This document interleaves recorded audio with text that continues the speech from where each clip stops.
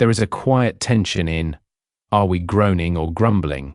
A thoughtful piece from TableTalk Magazine, drawing us into the honest ache of life between the already and the not yet, as seen through 2 Corinthians chapter 5 verse 4. With gentle insight, it reminds us that even our sighs can be shaped by grace, teaching our hearts to long rightly rather than complain idly. Now for our reading. For we who are in this tent groan, being burdened, not because we want to be unclothed, but further clothed, that mortality may be swallowed up by life. 2 Corinthians chapter 5 verse 4. It was Saturday, but instead of bustling about the kitchen, getting food ready for the Lord's Day, I was texting the new family at church to let them know that we'd have to reschedule our Sunday lunch plans.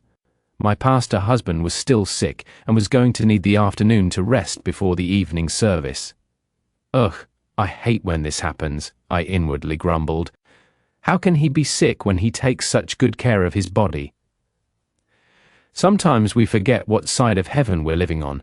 Paul writes in 2 Corinthians chapter 5 verse 4, For while we are still in this tent, we groan, being burdened. Not that we would be unclothed, but that we would be further clothed, so that what is mortal may be swallowed up by life. Every day, we encounter constant reminders that we are living in earthly tents in a fallen world. Clothing gets stained, iPhones get smashed on the pavement, and kids run fevers the night before vacation. How easy it is to respond to the ensuing disappointment, changed plans, or extra expenses with sinful grumbling. We know from the example of the Israelites that it is wrong to grumble. Does this mean that we simply ought to turn a blind eye to all the daily evidences of a fallen world? Do we stoically declare that it's just the way life goes and try not to care?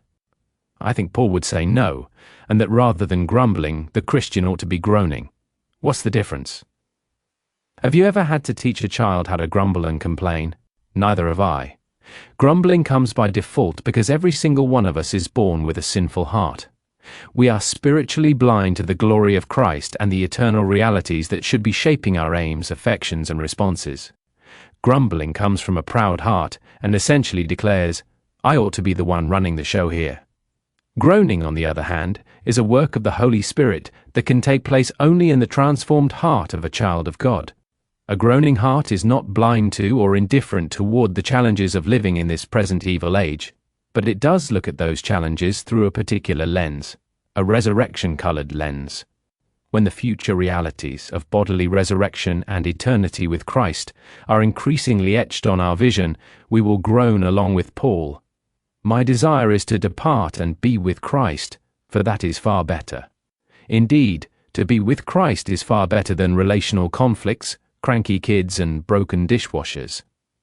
Yet let us not forget that in the same breath Paul declared, to remain in the flesh is more necessary on your account. Paul had a God-given work to do, and though he knew that it would be riddled with hardship and inconvenience, his spirit-wrought groaning gave way to holy resolve for fruitful labor until the day that Christ called him home. Tessa Thompson is author of Laughing at the Days to Come, Facing Present Trials and Future Uncertainties with Gospel Hope. This concludes our reading. Thank you for listening.